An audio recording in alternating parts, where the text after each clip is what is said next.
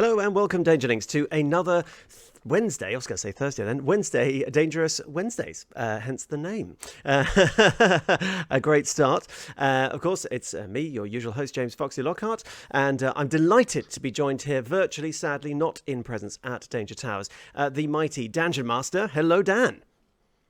The inscrutable Dungeon Master. Hello, James. How you doing, buddy? Did you just say inscrutable? Inscrutable, not inscrutable. What does inscrutable even mean? We're making up terms. That's what we're doing. That's what we do. Inscrutable.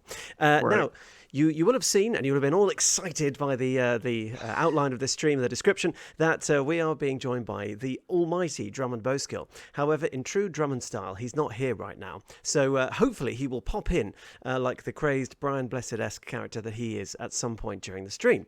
But in answer to your question, Dan, yeah, I'm doing all right, thanks. Yeah, it's a truly, truly miserable day here in the UK. It is raining, it is cold, it is grey, it is everything that the world expects of this country. And but yeah, my spirits are good. How about you? It's gross, isn't it? I've had a good one. I've been basically just engrossed in different books all day, prepping things. I've been prepping Signal of Screams because we're having our first game of Signal of Screams on Friday. Not on the podcast, I'm afraid. It's our off-air game. That is an off-air game. Starfinder game that we started. Have we talked about finishing against the Aeon Throne? I don't think we did mention it. I think yes, that cool. It was because we finished that a couple of weeks ago, and I think that's the first adventure path I've ever finished all the way through. It's only a 3-book one, but only a 3-book one, he says. He's very pleased for having done that. That was really exciting. So we will. So now we're moving on to Signal of Screams, which is a sort of mid-level one with the same party. So I'm prepping all of that, but it's not on Roll20. So I've been spending the whole day kind of manually uploading lots of tokens and character sheets and starship blocks and things like that onto Roll20.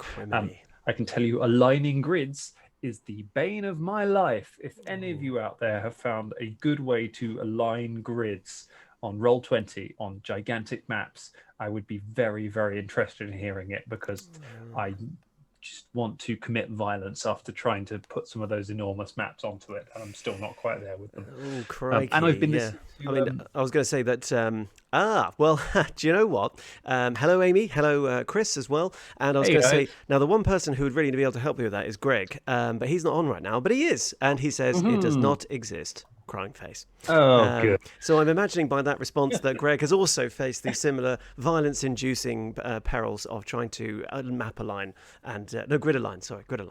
It's so tough because it's doable with some stuff. Because with a lot of the maps, you get them in the books and they've already got grids on them, so that you can print them out and you can use them with miniatures. But when you want to put that into Roll20's already got its own grid, which controls where you can move the characters. So you have to line up the grid on the JPEG file, basically, or the map file, the image, with the actual grid lines in Roll20. And it's a really fine art. It's slightly easier with small maps. You can kind of zoom really far in and then you can just about line it up, and it's not so bad. But the Signal of Screams one, because it's quite a sandboxy kind of adventure, the maps are enormous. Yeah. And so it's like you kind of line up you think you've lined up all the grids, and then you move down to the bottom of the map, and it's just because it's so big, by the time you got to the bottom of the map, it's completely unaligned by the bottom.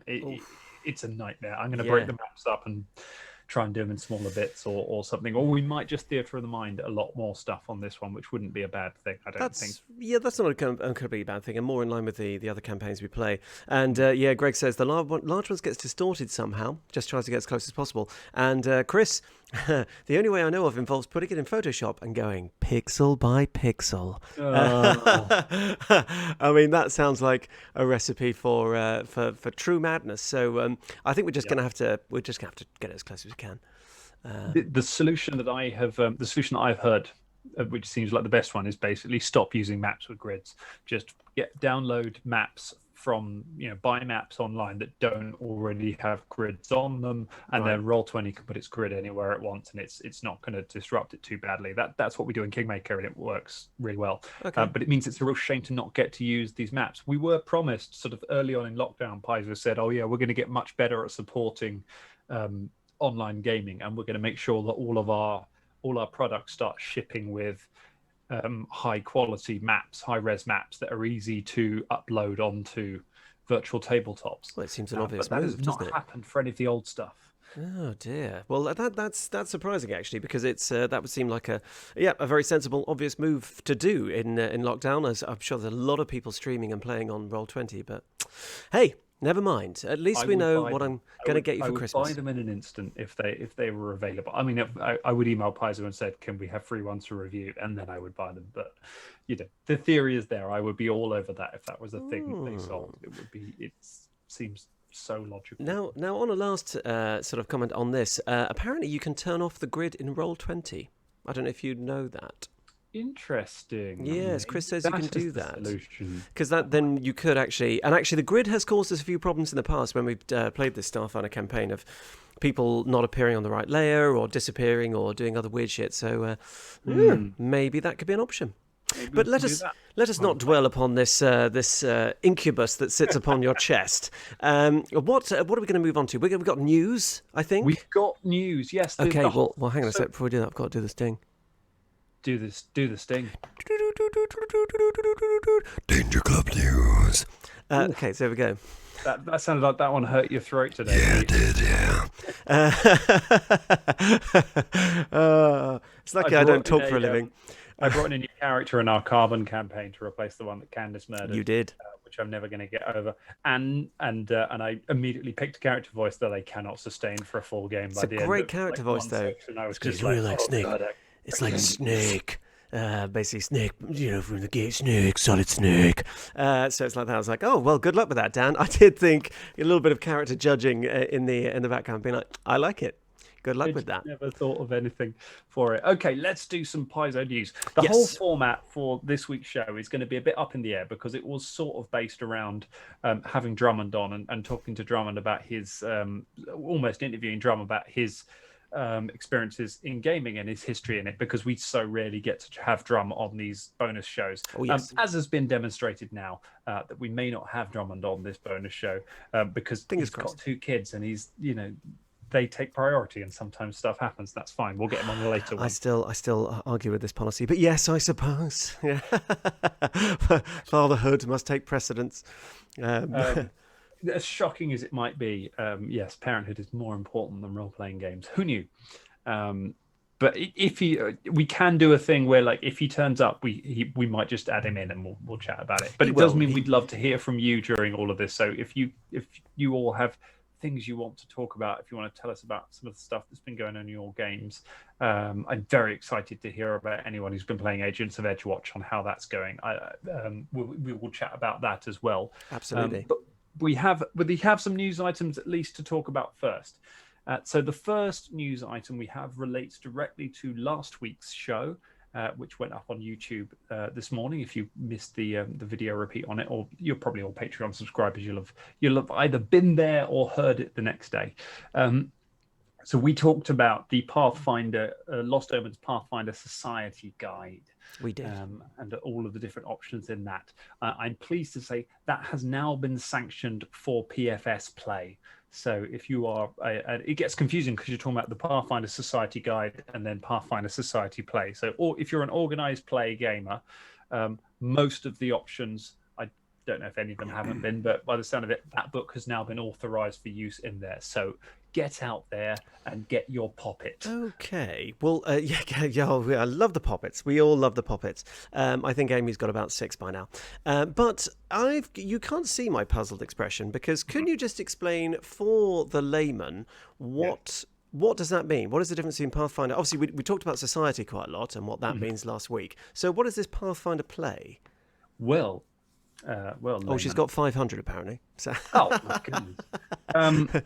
So organised play and Pathfinder Society play are the same thing, basically. Organised play it's the kind of gaming where you can turn up to any gaming store and play a game and get some stuff, and that is what the Pathfinder Society gaming system is. There's 2 names for organised players, because organised play covers Pathfinder Society and Starfinder Society and Pathfinder Adventure card game organised play. So it's a whole kind of umbrella of that. But yeah, the theme of it is the Pathfinder Society, and now the Pathfinder Society book, which can be used for organized play or your own games or adventure paths or whatever, that is now legal for that. So when new products come out, they get assessed basically to determine whether they are going to be made legal options for Pathfinder Society play, for organized play. And if there's stuff in it that is particularly weird or that doesn't quite fit with some of the specific rules that are on there, then they get taken out basically, and you can't have those as character options. Or in the case of things like weird ancestries, some of them might become kind of uncommon options or rare options, or basically you'd have to unlock them by playing through the game, Right. and then you can play them later. Yes. So they kind of assess all of that and determine what goes in.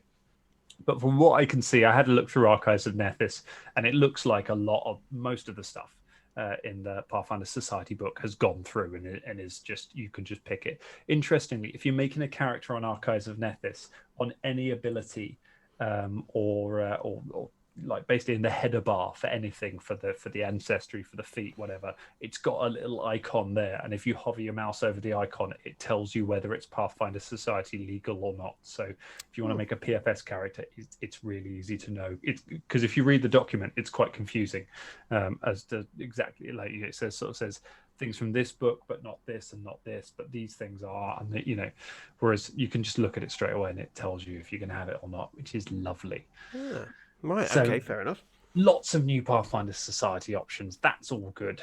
Just in time for the end of con season and the increase in lockdown, so there's no organized play. But if you've managed to find some organized play, you've got a whole load of new options for you. Are they not doing any organized play online? There is a fair amount online, but it is organized by sort of regional groups, and some groups are better than others. There are actually some quite good ones in the UK. So if you're on those groups, I'm sure some of our more prolific organized play gamers will know some links and contacts to get in touch with them. But also, if you want to get into organized play, there's an organized play section on the Paizo website. Go onto that, and you can contact them on there, and they will put you in touch with your local venture captains. That's what we did when we wanted to start doing a bit of organized play. We just we spoke to the organized play team at a convention, and they put us in touch with the UK branches, and they set us up with some games. So they're very lovely people. They will happily do that for you. Alrighty. Next item. This is one that it's one I'm very excited about for the future, because I can't benefit from it right now, but it's right up my street. This is Geek Grind Coffee. So this is Geek Grind Coffee is a small Colombian American coffee producing company. So they grow their own beans, they make their own coffee. They are also proud nerds. And so what they have done is they have produced a range of Pathfinder coffee. Oh my god! Coffee mugs. So you have three different types of coffee. Did I keep the tab open? I did. So you've got the Goblin Gulp coffee, which was all over Gen Con this year, and that is supposed to have taste notes of caramel, nuts, dark chocolate, and lime orange, and a medium velvety body. Which, if you can imagine a goblin with a medium velvety body, that is quite a look. I mean, I think I've probably got a medium velvety body at times. Okay, right, the Goblin Gulp. And then you've got Caden's Cup coffee. How does this one? Caden's Cup. So based on Caden Kalian. It's bolstered with creamy notes of cocoa, nutmeg, and sugarcane. Things that go bump in the night will never catch you dozing at your post. I have a feeling that's quite a strong one. Right. Sound like a good one? Yeah, that's quite nice. What about the third? The third one is Dark Harvest coffee.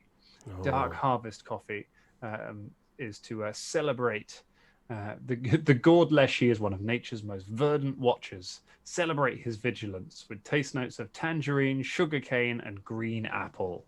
That's like a Halloween-y themed one, I think. So yeah, they've got 3 different coffees, and they've got different coffee mugs that go with it. this is exactly the sort of stuff that I would buy. Well, of course it is. Of course I it is. love coffee. And as has come up quite a few times during Dangerous Wednesdays, you don't have much disposable income. And what you do tends to go to glittery leggings and now coffee, sort of themed coffee. And I actually, Amy says the Goblin one sounds pretty good. It did, didn't it? It sounded quite full and rich. But I learned an interesting fact about coffee that I never really put two and two together. But the darker the roast, so the more roasted the beans are, the less strong the coffee. So you get a stronger flavour, but your actual caffeine count goes down because you're roasting it out of the beans. Yes, I was in San Francisco, not to name drop, but a little independent coffee shop, and that was explained to me. I was like, oh, I always sort of imagine the darker and the richer the flavour, the stronger the caffeine. But no, actually, it's the other way around. So, yes. What kind of coffee do you like? A strong coffee or a? I like a medium roast. I've played around with all sorts of different types, and it's just a middle of the road sort of, a decent. So you get a decent sort of richness of flavour, but it's not completely sort of, the lava Java one or whatever it was that Twinings do and things like that. Fox's Facts. Yes, it is Fox's Facts. And Ross comes with the good fact that coffee makes you poop. So excellent. There we go. Good. This is why we have Ross here on the chat. Exactly. The effervescent nature of our very own Ross Harmston there in the chat. Now I want to see if something tallies up with something that Greg has put up, because he said rather intriguingly, have you guys seen the bigger Paizo news? And then I let you speak about the coffee, which is obviously big news for Dan. That's going to be. If I've missed a massive bit of news in favour of coffee, then it's going to be brilliant. Well, we have now on the chat here found out what the bigger news is. So why don't you go ahead and tell us what your next news piece is? He's furiously searching Google now. Don't furiously search Google. It's fine. Did you have any more news? It's so not going to be. I've got one more news piece, but it's about no direction. It's about podcast RSS feeds, which is another very me thing. So if I remember last time, I forgot that the playtest has the playtest ended. Is that what this is? Is the no. The new character playtest? Oh, it's ended? Something that I am actually surprised. Now I'm now one in the loop, and I've been surprised that you haven't regulated. It's not like, Paizo have just started bombing China. It's not like, it's not ridiculously outlandish news, but it's unilaterally declared war on. That's it. Who knew that they bought up a load of old B-52s and just there we go. That's what they've been ploughing all of that money into. Go on, what have I missed? So, Greg says that there has been a reprint of the rulebook incorporating the long-awaited second errata. I knew there was another errata. I didn't realise it had gone into reprint. Yes, so he's just added another little bit. There will be the errata drops apparently either end of this month or early November, so more likely mid-November. Okay. I think that's probably wise. These deadlines are fairly flexible. So what does that mean? What is this errata? Hello, Steph. The errata will be an update to the rules. They will be things that are kind of, because obviously the game gets extensively play tested beforehand. A lot of us took part in that play test, and then the game goes live. But what happens is once the game is out in the wild, players get hold of it and players start doing weird things with it, and they start discovering bits of it that could maybe work a little bit better. So and on top of that, there are also typos and misprints and things that just weren't meant to be in the book the first time round, but they printed millions of copies, so they kind of have to stick with it until a new printing. Yes, unfortunately, unlike the gaming industry, you don't have that immediate, we'll just drop a patch to fix that. You printed them books. That's it now. And it's been errated before when there were a few things like that. There was a misprint in the wizards section where they got a feat they weren't meant to. But they called dwarves got their clan dagger that they didn't have in the rule book. Little things like that. As far as I know from some of the talks at Gen Con and PAX, I don't think there's anything kind of game change. There's nothing earth shattering. Obviously, game change is the wrong word. It will literally change the game. Yeah, we know what you mean. There's nothing kind of seismic in them. I think there are some changes to bulk and carrying capacity and things like that should make it run a little bit smoother. Some bits where the math didn't quite work out exactly as people would like. But yes, that will be that. It's nice that it's coming out sooner rather than later. It's one of those things where basically they kind of had the errata ready, but they've got to wait until the stock runs out to a point where they can print another do another printing of the book, basically, Right. before they put it out. So they were kind of sitting on it for a little while. So yes, that's interesting. That is interesting. And actually, a little fun quiz that we can run with the Dangerlings out there. Obviously, Greg has indicated there's no real indication of what there is going to be in this second errata, but obviously there's going to be something. Why don't you stick in the chat what you'd like to see in the next rulebook? Ross has already come in. He wants Fulton in the rulebook. Of course. But I think that's guaranteed. I think that'll definitely. I think it's definitely in there. We have been speaking to Paizo about getting Fulton in the book with his own colour pull-out section involving lots of sort of pictures of him on a rug. But what else would you like to see in the rule book, guys? Get in the chat. I would love some. I would love some of that. I think because Jason Ballman talked about it a little bit at some of the panels, but he was kind. It was only when he was kind of like goaded into talking about it when he wasn't really meant to. So we've kind of had hints rather than anything concrete. I don't know. I think because we spent quite a lot of while talking about our issues with the game, and I'm not sure they're ones you can necessarily fix with an errata. They're more to do with difficulty scaling and style of adventure being written. I'm sure those people who are sort of more up on the specific maths of it and things will know specific things that could be changed. What are some of the Dangerlings' thoughts? Well, actually, we've already had a correction. Amy has quite rightly pointed out that there is a picture of Fulton in the rulebook already next to the critical fail section. So, Yes. Fulton burn. Wonderful. Yeah, it has become, yes, as Ross put it, haha, rolling a Fulton. Basically, yes. So, or it's also become a colloquial name for cursed dice. So if you have a bad set of dice that have been somehow infused with odd juju, then it's called doing a Fulton. So yeah, but I think the same as you, really. I think most of the. It'll be interesting to see what they change. I don't think it's going to be anything particularly seismic or shattering. And obviously, as you say, it makes sense if you are going to do a second reprint of the book because you're selling out stock and there's more demand. You'd be foolish not to add in whatever tiny little bits and bobs that you sort of had. And sort of the whole point, really, of second edition is that it doesn't really need a lot of tweaking once it's up and running because the underlying maths of it is so strong.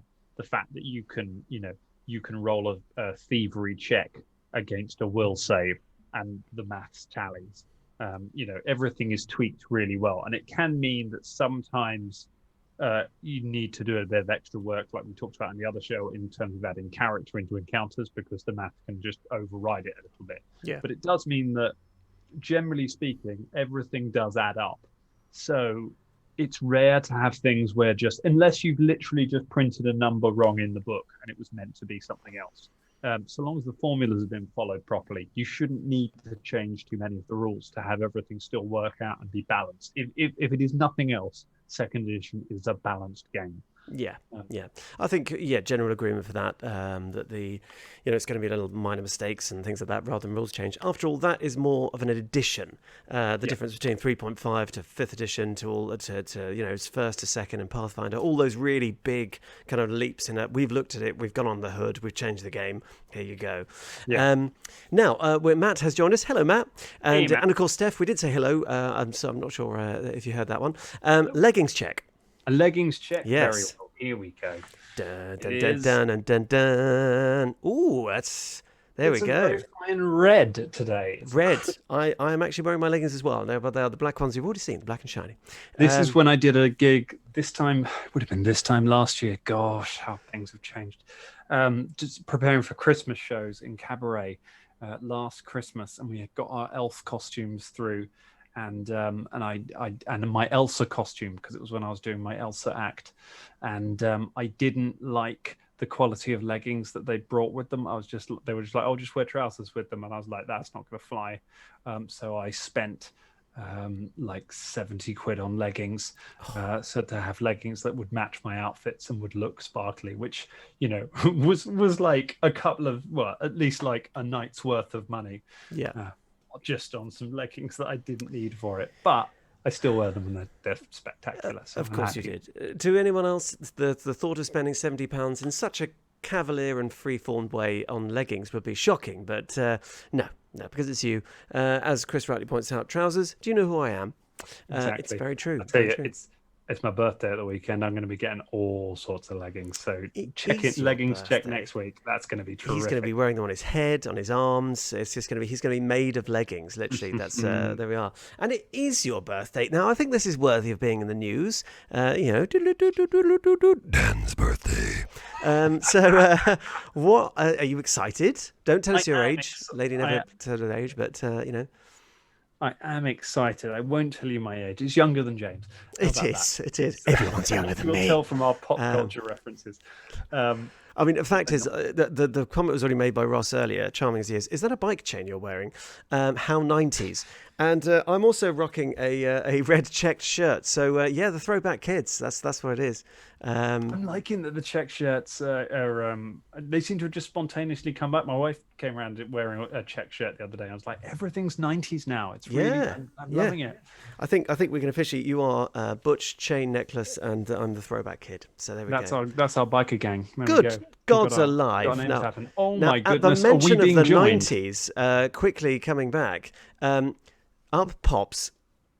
Well, he's sort of there. He will appear. I'm sure he will appear. Now we must all chant the ancient ritual of summoning Drum. He is the Djinn, and if it's said if you rub his belly in such a way, he may even grant your wish. Way! There he is, Drummond.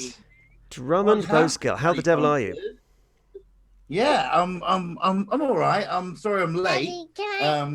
I was making tea for this little monster. That is quite all right. You are a monster.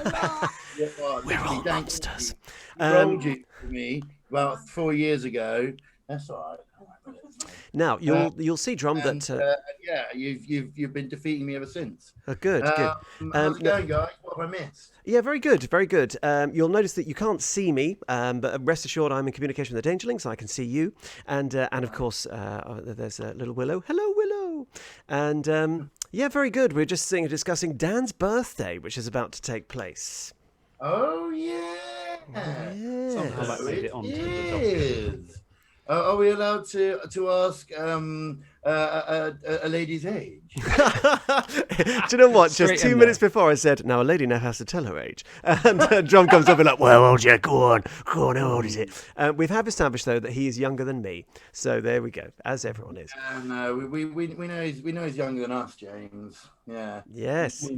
It's fine. It just means that, you guys get to come to more fun 40th birthdays in a couple of years. It'll be great. How you doing, Drummond? How you been? I've been all right. I've been busy, not with working or anything, just busy. I've been hanging in Hartford and making the Hartford stuff happen. Been working on the Santa Act. Nice. Gotta have some Santa times. There we go. Yeah. Creating Santa stuff. We're coming up with a local doorstep Santa. That's our new thing. Very good. Nice. What do you mean? A doorstep Santa, as in sort of stopping people getting into nightclubs and just sort of things like that.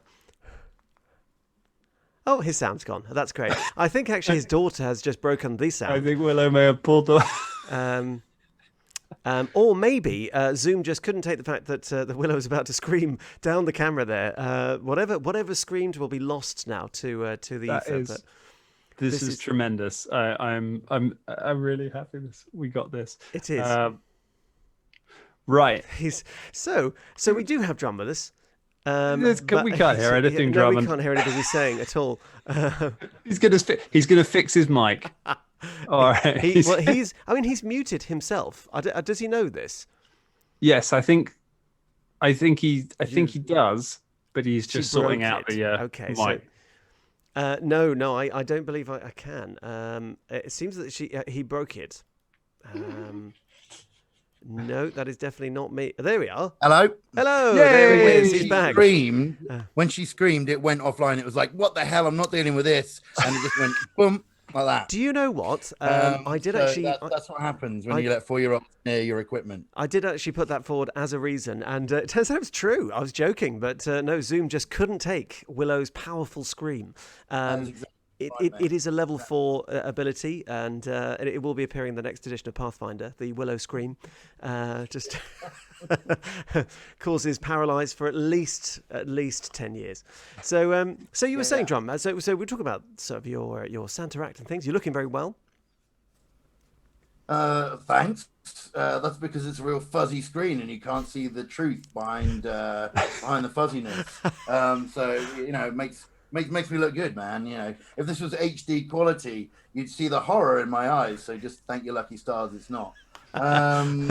So Tremendous. let's see. I've been working on Santa solutions, really, and we're trying to get a local thing going in Hartford so that I can sort of stay local.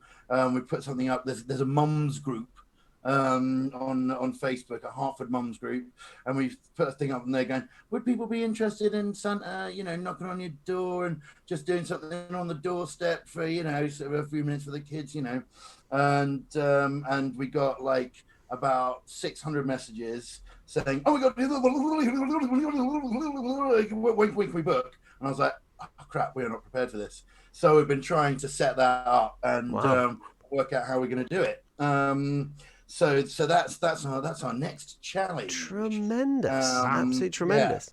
Well, there we go. You are well versed in playing fantastical characters, and I believe we were going to talk about this on Dangerous Wednesday. So, Dan, you've got some questions for Drum? Yeah, that may sound terrible. We're going to have a light-hearted conversation about some sort of fantasy stuff. And now your time starts. What are we going to talk about? I just thought it's such a rare thing that we all get to sit together. So let's just chat about like how we all started gaming together, because we've been gaming sort of from the very beginning, and kind of how it all came about. So we kind of, because you were really the genesis of us all like starting playing role-playing games. It all started with you doing dramatic readings of fighting fantasy books in a green room for us. The irony being I wasn't there yet. I actually missed that because it was just prior to me joining the company. So I was like, oh no. Because Fighting Fantasy was the first role playing I ever did. I didn't know what that. There was a book club at my school when I was like, I don't know, 7 or 8 years old, something like that.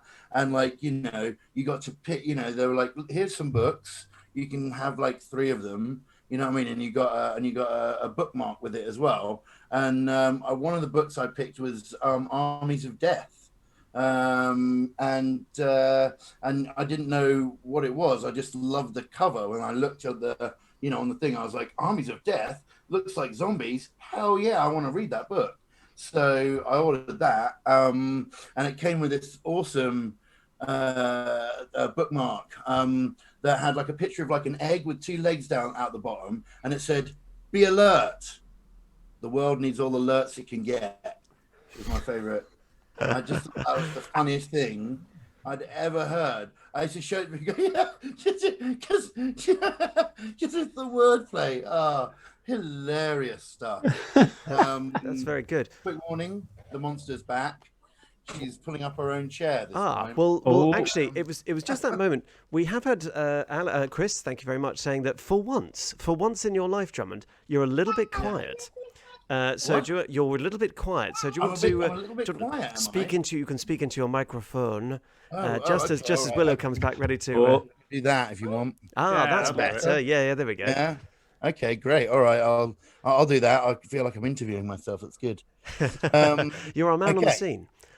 So anyway, and what? Huh? Well, I mean, that's because you're not in the picture. There you are. All right.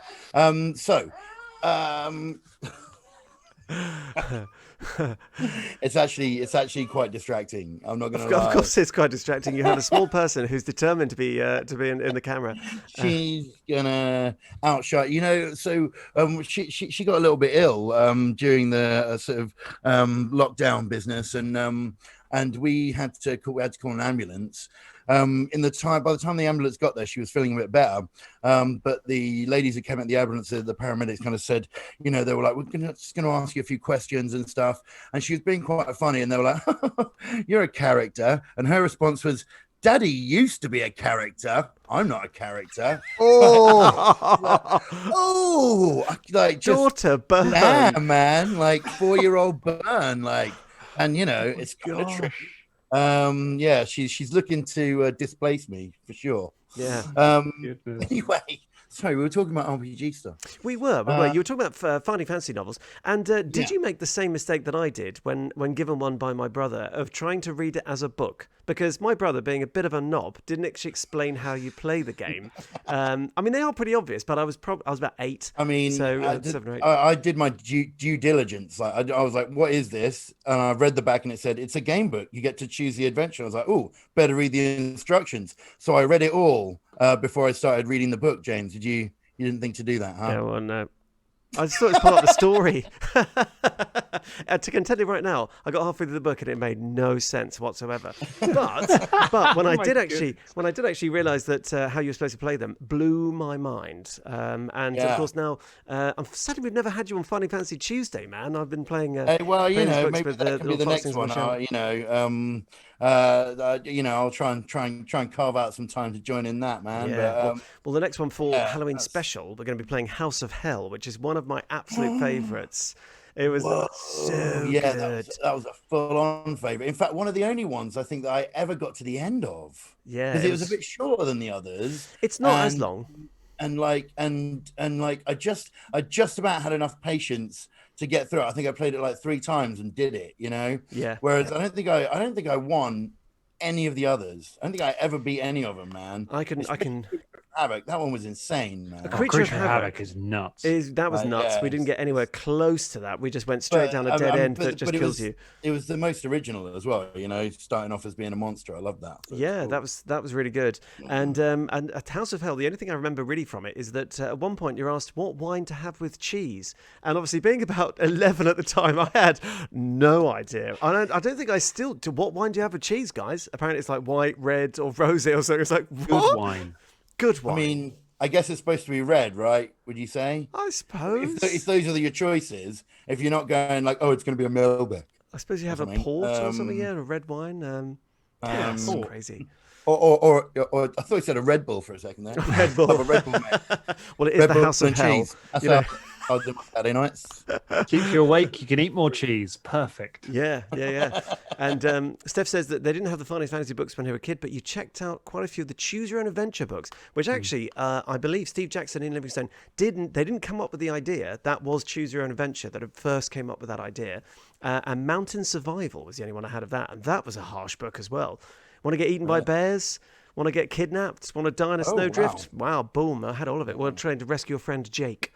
There's an amazing live show that ran here in the UK for a few years actually by a guy called Nathan Pellington, which is called Choose Your Own Documentary, and it was about how he bought a full set of Choose Your Own of the not Fighting Fantasy, the Choose Your Own Adventure books, the American ones.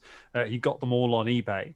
And when he opened them up and started looking through them, they had annotations and diary entries in them from the person who'd owned them before, who was obviously a kid, like is this like 13-year-old or something writing in it. And it's just this stream of consciousness from this teenage kid leading what seemed like quite a troubled life.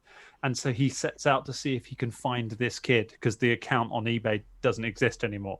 So he basically goes on a quest to try and find the person who's now an adult, obviously, to find the person who wrote all of these things and find out what they're like. Yeah, and I think we've met this come up on Dangerous Wednesdays before, actually. It's yeah. so good, and it's like idea. all of the audience have little clickers, and you can choose multiple options on it, and they screen different sections of the documentary based on what your choices are. It's tremendous. Yeah. I love them. That is super cool. Apparently, they're started releasing the Choose Your Own Adventure books, Chris says, as a board games now. I keep being tempted. Oh dear. Well, that is generous. So we were playing the Finding Fantasy board. You were reading the Finding Fantasy books out to the group, and that's Dan. You said that kind of got the mood going in that green room. Yeah, and we were just kind of like, and I was just like, oh, I still have my old Dungeons and Dragons books. Shall I make us all some characters and we'll play a game? And it was me, Drum, Scott, and then a couple of other people who we don't like, a few other people who aren't on the podcast now, and then the rest of sort of James and Ross joined a little bit later, and then Colin a long time later came on board. Yeah, sorry that we should name check Lee Ravitz there. Who Oh, has Lee. sort of stuck around, although he's not. Yes. Yep. Yeah. Yes, actually, they haven't just gone missing. Like we're still mates with them all, but like they're not on the podcast. But yeah. But yeah, so it was kind of Drum was there from day one with your half orc sorcerer, in Yeah, that's 3.5. right. Yeah.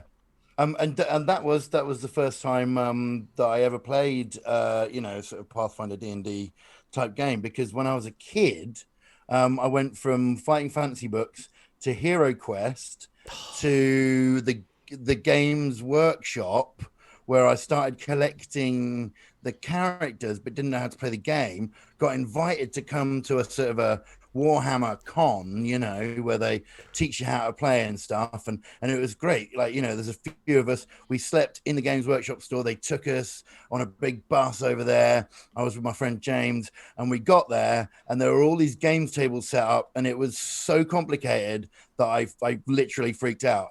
Like, I can't remember how old I was not that old. I must have been maybe 10 or something, maybe by this time, like 10. Yeah, probably around about that. And like, I was like, there's people with tape measures and like just insane amounts of dice. And like, I was just like, I just know if oh fuck. Like, so me and my mate just like went and spent all of our money on the most expensive figures that we could find. I bought an ogre or giant, in fact, I think it was. He was massive. And then we went, we're gonna go now. See you later, bye. And then I just played with them like a man figures, you know what I mean? Just like and like and that was all that ever came to, and then I discovered music, you know what I mean? And it all like it all got put in boxes, man. Then it made a comeback, all these years later. Yeah. Well, it's funny, actually. A lot of people have echoed that story of, leaving it for years or used to play it as kids and then have got back into it as an adult. I mean, I've sort of philosophized before, but I think in this world where everything's becoming more distant, the irony being, of course, we're talking here on the internet through webcams and things, people like the idea of board games. There's something really nice about sitting around a table and playing games with people. Now, of course, this is with the modern caveat at the moment with COVID, but hopefully, fingers crossed, we'll get back to usual. But certainly my own experience on those kind of cons, I went to one was arranged in my hometown, and it was like, let's all stand around the table and watch a couple of older guys not let the kids have a go. And that was basically what my day was. I've never felt so ostracized or gatekeeped in my life. It was like, excuse me, kids, you're kind of getting in the way. Could you just off? And it was like, wow, cool. This is awful. Like, some of those guys were so passionate about it, and like the guy who ran our store was really lovely, and he wanted to teach us so badly. But when we got in there, he like met up with a couple of mates. We sort of lost contact with him somewhere along the line, and then just didn't know who to speak to, and like and you know what I mean, like at 10 years old, it takes an awful lot of sort of guts to like go up to some stranger and go, hey man, teach me the game, you know what I mean, like and once we'd lost our sort of guy with an in, you know what I mean? I think that was like, we were like, let's just buy some stuff and go, man. Yeah. I mean, the difficulty with Games Workshop stuff is not finding someone to teach you the game. It's finding someone to teach you the game who then won't try and upsell your parents like 600 quid's worth of stuff after they've taught you it. Like, I mean, big up Games Workshop. Of course, got a lot of love for the chain, the store set up by Ian Steve Jackson, Ian Livingstone, of course, of Fighting Fantasy fame. But yeah, there was definitely a bit of upselling, and also a bit of if you don't have a beard and a real ale T-shirt on, then you're not worth speaking to. So you know what I mean? It's like, I mean, we'd be fine now. I can remember going to those. I can remember my mum driving me and my mate to it had to be the lakeside at the time, so we had to like cross the Thames and go into Essex for our nearest store at like 5 a.m. to catch the coach to go to Games Day in Birmingham, like at the NEC, when it was one of these massive conventions, and it being just the most exciting thing in the world as a kid, like walking in and there's just these enormous battles going on with just thousands of models and these huge displays that they built. And I was like you, Drum. I don't think I played in anything. I don't think I had no way of like actually interacting with it, but it just being enormous and it being like, you're out on a trip. It's like the first time you've been away on your own, and you're at this massive show with all these grown-ups, and it's the greatest thing. Yeah. And I always liked board games growing up, and it just seemed like the ultimate board game. Like, forget your Monopoly. This is like an army, commanding armies and stuff like that. It was great. Chris said his first role-playing experience started in 2002 or 3 when he went LARPing for the first time, and did that until moved to the States in 2013, and then picked up D&D a few years after that. I think D&D is definitely the more weather-friendly version. Yes. And apparently Ross just chipped in. His mate bought a metal Sauron Warhammer. It was 30 quid. No context, nothing at all. He's just popped that straight down the chat. Was that now? Was that literally just, are you with him? Are you down the pub? Sort of, he just picked up a metal Sauron Warhammer, because that's what England's like. You can just Warhammers, axes, stuff like that. Do you want to buy a Sauron? Go on. Go on. 30 quid. Like with a big coat. I'll throw and Gollum. It's just got one's in here. Wyvern's in here, mate. Here you go. Go on, take a Wyvern. Here you go. What do you want? As a kid, he's qualified now, and then called me a smartass. You give me an inch, Ross, I will take the mick for a mile. So so that's the sort of experiences of that. Do jump on the chat and let us know your experiences of D&D and role playing, and the rest is history. I mean, is the rest history? We had a few rocky patches. Yeah, didn't well, we? I mean, sort of. I suppose if we're going somewhere with it, we got together as to sort of start playing it, and then the people that weren't that into it, sort of dropped away, and then you and Ross joined, and we sort of started playing it a bit more intensely, because like those first few games we were playing for laughs. You definitely were, Dan, because I remember like those early games, like because we redid one of them with Jess, didn't we, on the show, and that was like literally one of the funniest. Like I remember laughing so much, like my sides were hurting, I couldn't breathe. You know what I mean? Like it was like, oh my god, this is like this is the most fun that I've had in absolutely years. Like, you know what I mean? Like it's hard to laugh like that. You know what I mean? Like when you're a kid, it happens all the time. You know what I mean? You get into like a thing with someone and you just roll in on the floor, and like it's painful. Like how much you're laughing, and it was just like that. It was like, oh my god, like everything that happens. And in fact, I got it recently when you were doing your French pastry chef.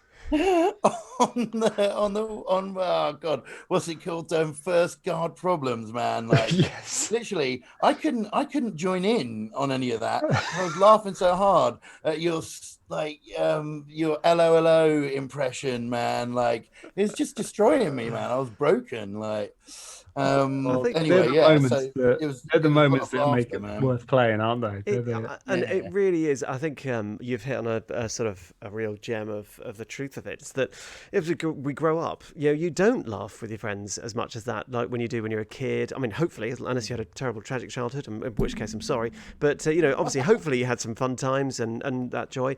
And it can be so easy as an adult to fall out of that pattern of thought and behaviour, and that's really what we had in those pubs. That's what I remember of the years we used to meet up every Monday and we'd play the game, just laughing, chatting with friends, chewing the fat, and then just laughing my arse off, and then we go home and with the occasional moments of drama where it'd be like, oh no, and obviously now you've heard the podcast, and but that kind of feeds nicely into I'd quite often it can be quite cathartic, can't it? Yes. Sort of, I'd come out of some of those early games and go, oh god, I feel so much better, and then we all collectively lost our jobs from the place that shall have no name. It was Drum's fault. We told him about the nudity, but he just ignored it. It was just all that peanut butter. Like we said, it wasn't a real for him. terror back in those days. I was in my 20s, and a different man. No, it wasn't any of our fault. There is actually a topless picture of me going through the exhibit. Oh, I was going to say there are a lot of topless pictures of you, to be honest, Drum. But I mean, the older I've got, the more topless I've got. That was early days. Hell yeah. Body pride. Anyway, obviously after we all got fired from there, Dan then created as a special Christmas game a special bad guy. Oh, Yeah, because we got sacked 12 days before Christmas Yes. on no notice. Yeah. We turned up for work and were on the told. first day of Christmas. no, as no, it were. I literally, I got a call as I was getting ready to leave to go to work, and it was just like, oh hi, yeah, you're fired. If you could just come in and pick up your stuff and go, that'd be great.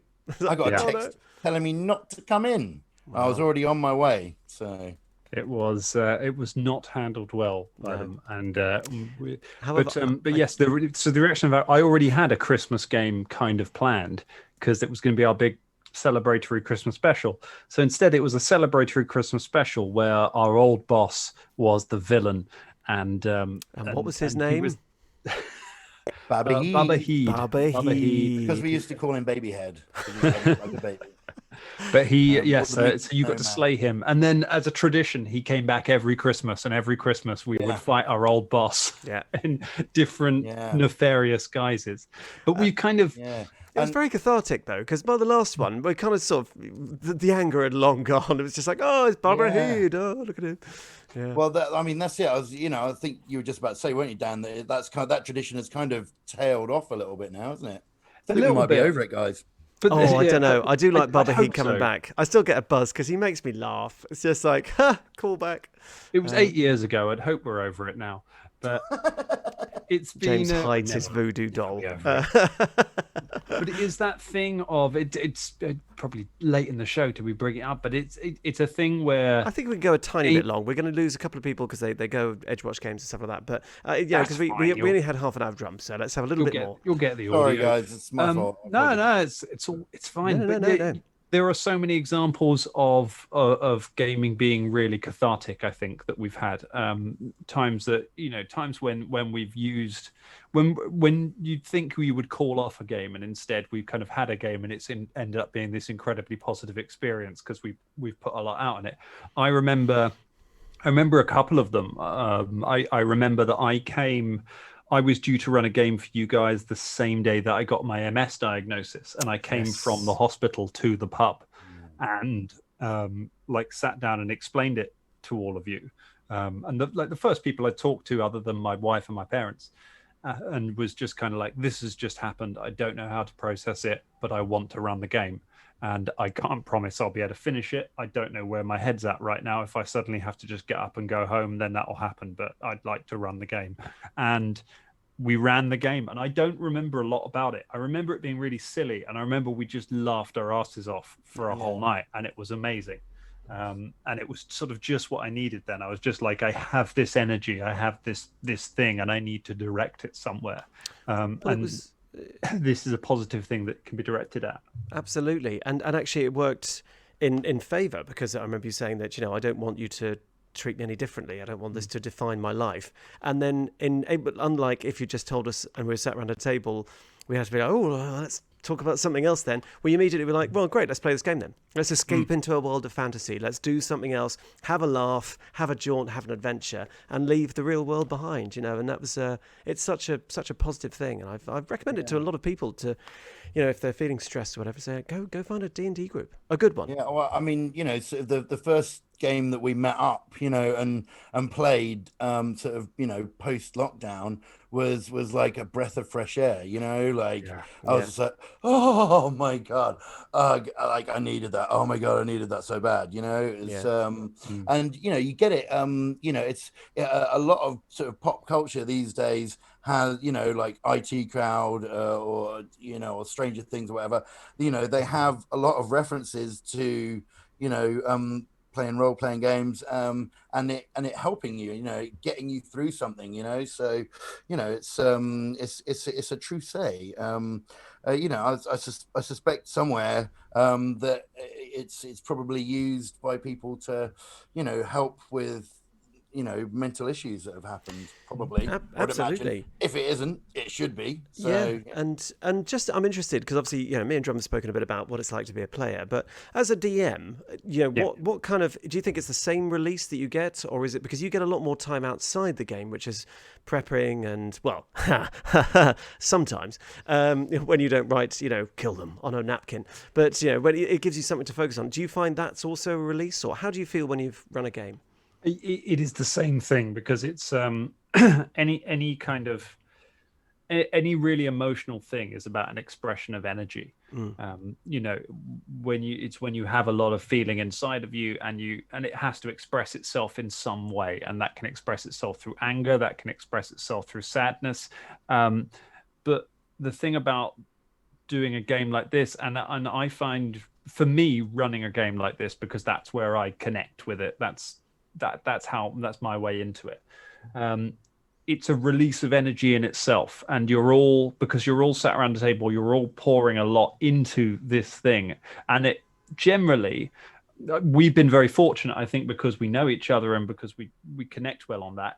It's always a positive energy that is created from it, and it is possible to have a gaming session that creates a negative energy, and that's very sad. And if you're ever in that situation, you should leave that group, because that is not a good place to be. And don't be around people that make absolutely. you feel bad. Yeah, and that will be echoed by all of us. You can get bad groups, and they can be as toxic as a good group can be as positive. So if ever you feel threatened or uncomfortable, or you're just not enjoying it, or someone's being a tool, then just walk away.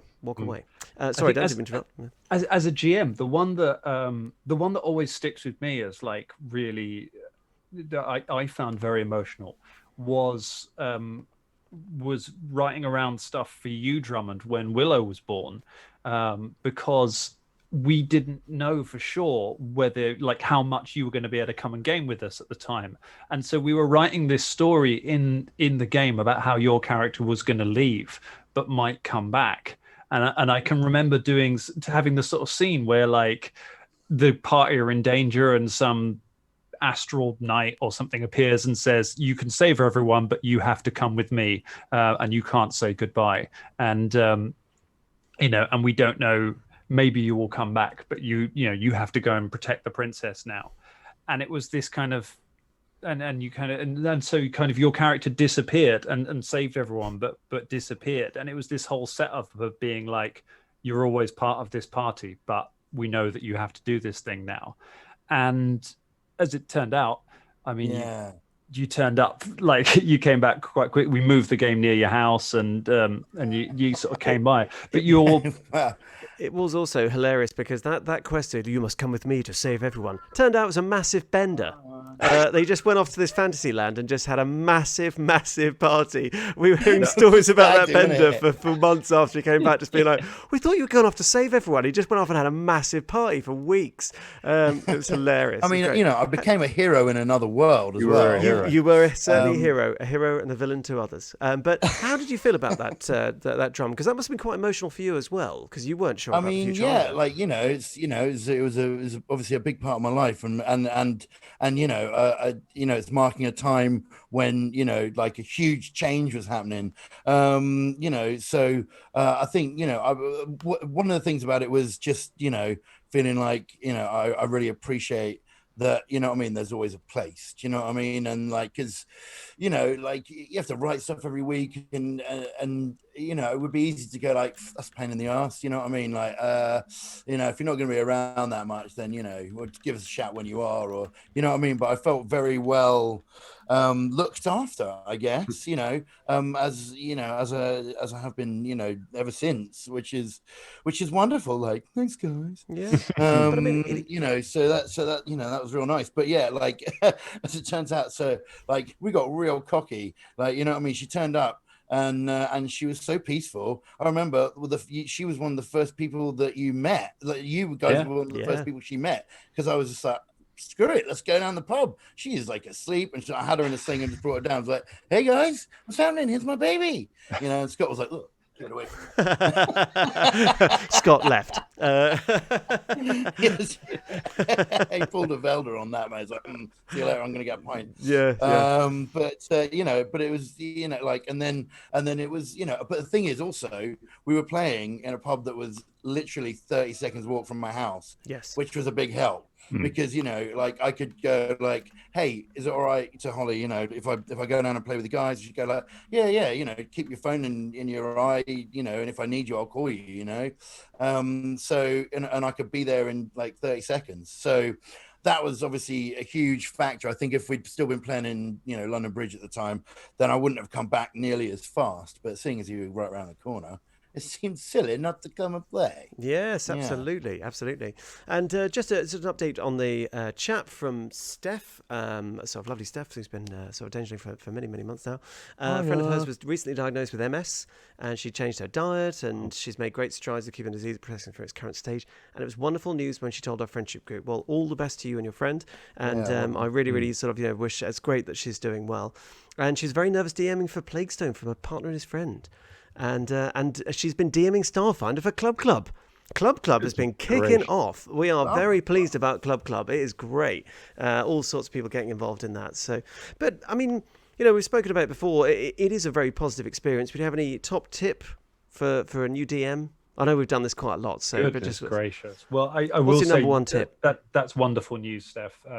And if you or your friend ever want to talk, then my DMs are always open for talking about that. If you ever want to, I'm very happy to talk about MS or GMing. In fact, my top tip for GMing Plaguestone would be hold your players' hands for dear life, because my goodness, that module wants to kill you at every single turn. Be generous, be kind with them. It is such a cruel module. Give them an extra level, and they will not suffer for it. And Drum, would you have any advice? What, as a player? Yeah. Tread carefully, kill everything. There you go. That actually is a little fun and foxy fact. Is underneath the crest for Drummond. His family crest is just tread carefully, kill everything. But in Latin, it's the bow skill way, man. There's a bow there, bow and arrow. It's got a little foot, tread carefully, and then the bow and arrow, kill everything, and that's how we roll, man. You know. And then 2 pint glasses chinking underneath it. Just Would you permit us to run a little long, James? Because I already gave the green light for that. I think we should.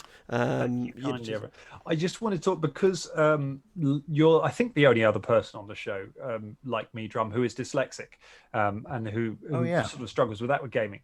And I was sort of wondering what's your experience with playing role-playing games through that? Does that make it difficult? Do you change the way you play? Because I know it affects me a lot. I mean, I think so. Well, I mean, you very kindly at one point made me an entire folder of spells, which would have been so helpful if we hadn't changed to second edition. It was beautiful as well. It was so honestly, beautiful. It's so beautiful. It's so wonderful. And I've got it. I'll keep it. And I sometimes refer to it for no reason at all. But yeah, obviously that kind of thing, extremely helpful, that was a lot of work. So thanks for that, Dan. But yeah, I think also, I mean, sometimes because it's like my eyes get mixed up where they're looking and I miss stuff, is that if especially when we're doing the podcast, not so much when I'm just playing, because I don't care that much. But when we're doing the podcast and we have, we've got an hour and stuff, and I'm looking on my sheet for something, that's always the thing I'm never going to find. You know what I mean? It's like, I can't remember what it is. Where is it? It's not. I'm sure it should be here. I'm sure it should be here. Sure. And I've looked at it 7 times and not seen it. Yeah. And I sometimes get I'll look at the wrong number because I was sort of looking along and my eyes just sort of miss it, and that can be, but that's when we're sort of playing under pressure more than anything, really. So I think it's actually quite good for dyslexic people, or certainly I found it quite good because it's listening and imaginative way of playing. I find it harder playing with stuff on a board than I do listening to your story and putting my input in that way. That I find much easier to do, But I think everyone's sort of reasonably kind, very forgiving for that kind of stuff. But again, that comes with having a good group to play with, really, doesn't it? Yeah. We're lucky. Yeah, lucky it does. we are. You should never be pushed or anything like that. We'll come on to how Dan finds his dyslexia. But that's an interesting topic. Do any of the Dangerlings have dyslexia or anything else that affects your game playing, or something that it's helped with or maybe hindered, but something you might have been overcoming? Because, of course, you can train your brain. If you do maths all the time, it will get better at maths. You're not going to stay, and I think it does help to picture things. Certainly for me, I knew, wanting to be an actor when I was a kid. Like I'd been to auditions as a child actor. So, I sort of went to see a dyslexia, like specialist, and trained myself to sight read because when I was like 13, 14, like my sight reading was pretty poor. Like I read in my head the same speed that I read out loud. That's because like in my head I'm still reading it about like a 13, 14-year-old, but out loud it sounds fine. You know what I mean? Like because I trained myself to be able to do a sight read without too much trouble, and it took a few years, but like that's been invaluable, in moving forward career-wise. Absolutely. And Amy has said that she's also dyslexic, and what Drum said was absolutely the thing, trying to say about find a certain thing and looking and can't really see it. And Ross has been playing for years and is still terrible at maths. It's fair. That's fair. That's the nice thing about a lot of role-playing games is that the maths is so complicated that you don't feel out of your depth if you're dyslexic or have dyscalculia or anything, because no one can work that shit out in their head. And to be honest, it's quite reassuring for me, because what I used to do as a kid, and I don't know, it was beyond tests and things. I was just sort of called rubbish.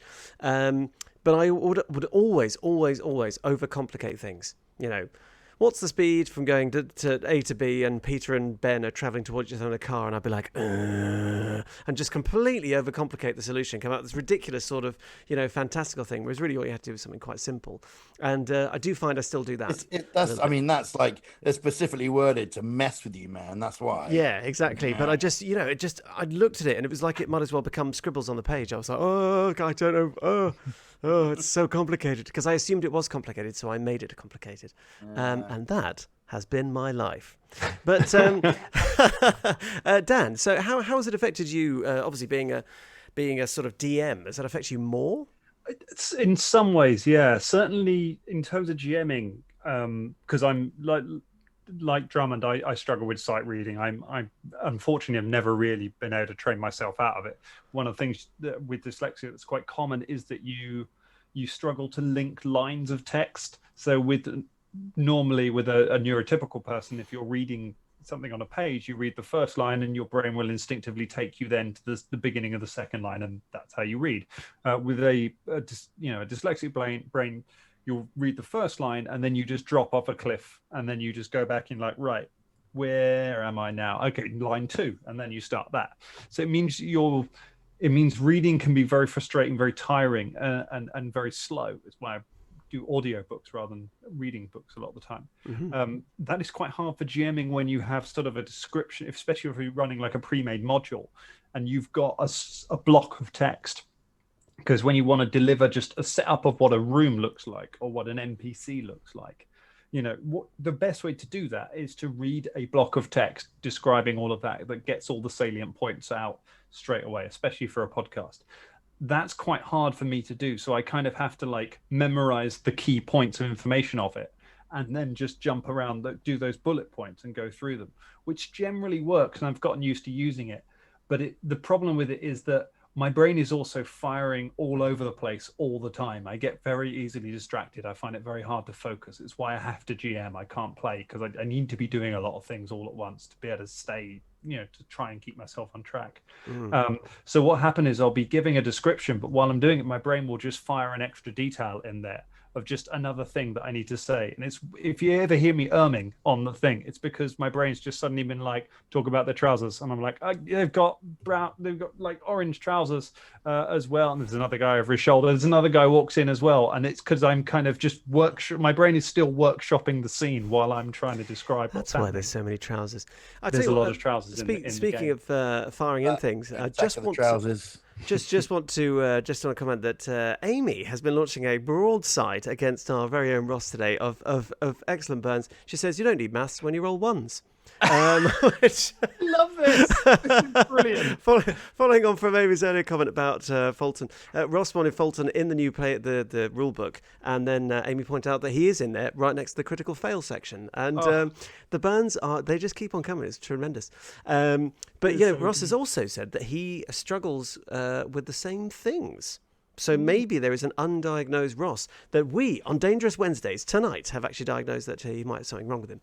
Undiagnosed Ross. The diagnosed Mate, Ross. you've got a Ross. This is going to be a new weekly show that's releasing on the Patreon about diagnosing Ross and the many, many layers. No, it won't at all. Ross is extremely. I should say, while Ross is taking this broadside, I just give him my thanks for being a very patient GM, especially now over this year where he's been GMing for us on Roll20 because online because I am not a good player when it comes to playing online, and that is because I find it very hard to focus my attention for very large amounts of time, and I can do it. You've gone through how many characters, Dan? So many characters. Yeah, because I'm bored of them, and I'm just like, okay, I'm done with this character. Yeah, that's fine. Kill him. I want to play something new. But it's day to day as well, and if we're round the table together, then it's not so bad because you're in the same room with people. But I find it very hard to connect to Zoom, and it means if it's not my turn, I leave the room, or I start, I open another window on my computer and I start doing some work for the podcast or some editing or something. Or I just cannot focus for a very long time. And Ross is very good at coming back, even though I never remember things. I just don't remember details that have come up in the game, which is weird because I'm good at it when I'm GMing, but that's because I have trained myself to make loads of notes. So my thanks to Ross for putting up with my scatty brain. Big up, Ross. That's big up, Ross. Tweet us, Ross. Oh, wait, you already kind of are. Actually, because obviously, Ross has been talking about this a little bit on the chat, and Chris says that he thinks that's a problem for a lot of people of our generation.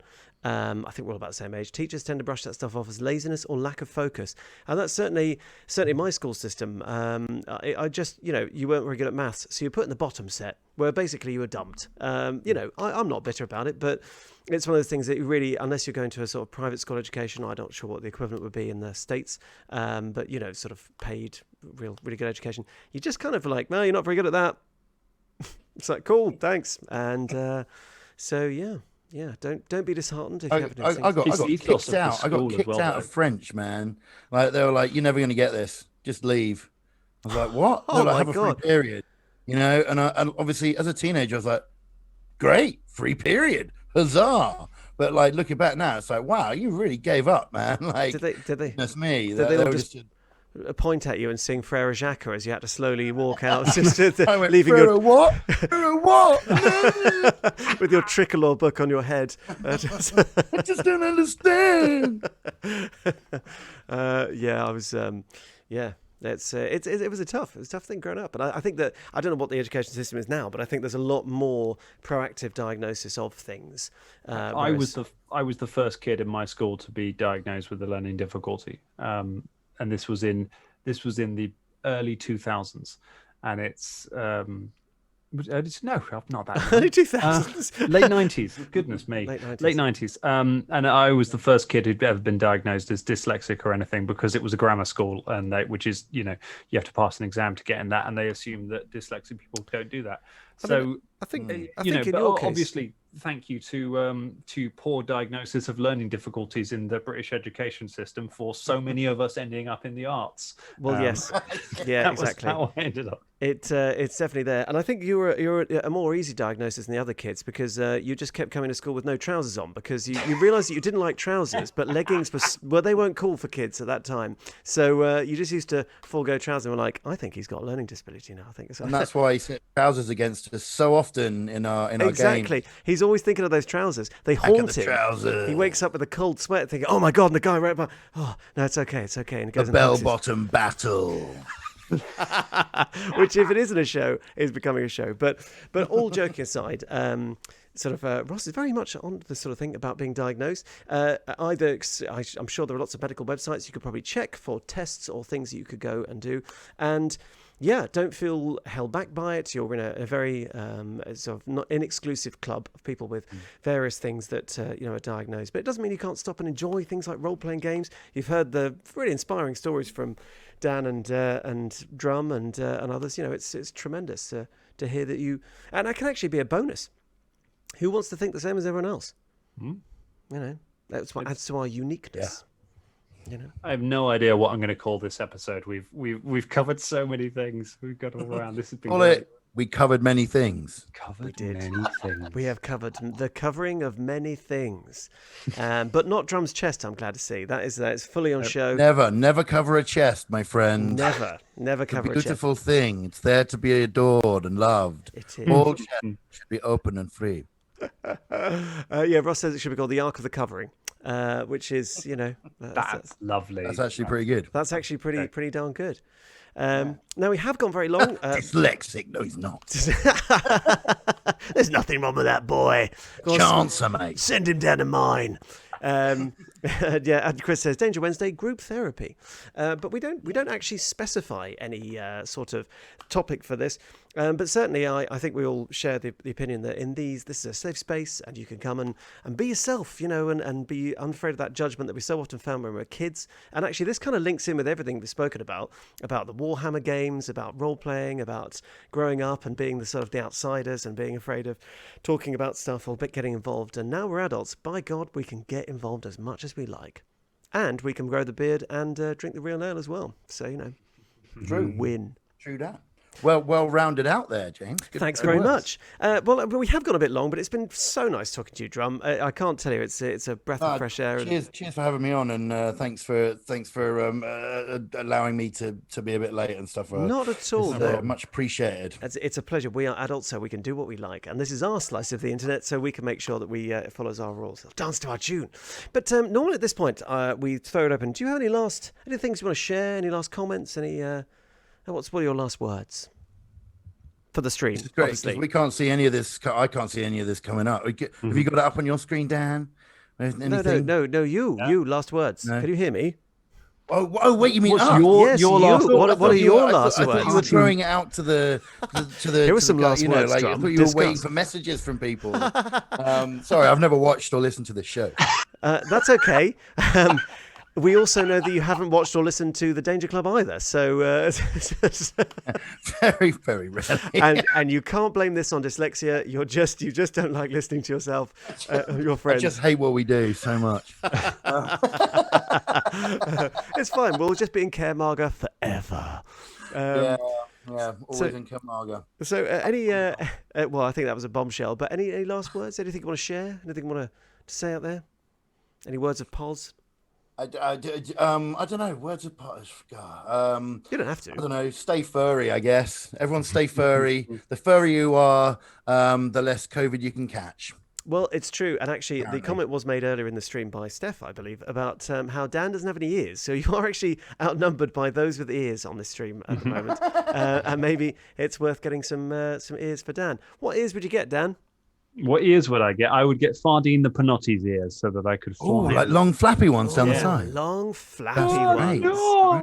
Yes. Wow. Yeah. Oh, dragon. Yeah. And I suppose Scott would have to get pointy ones, like sort of green pointy ones. Because he wouldn't get ears. He'd just get sort of ears. Yeah. But and Dan, any last words? Any last comments? Check in with the new episodes of Danger Recall, those of you who are on the Patreon, because we're starting to get into the ones where we started to know what we were doing with recording it. So they're getting quite good now. So there's some really good ones now of some of the stories behind the early episodes, and there will be ones with lots of other people on coming up, including Drummond. Yes, on some of the ones, and everyone else. Wow, I'll tell you, I'm getting in on all the extra shit at the moment. It's good. It's good. That's what it's all about. And thank you so much to you, the Dangerlings, who make all this possible, who we do it for, who we love so dearly.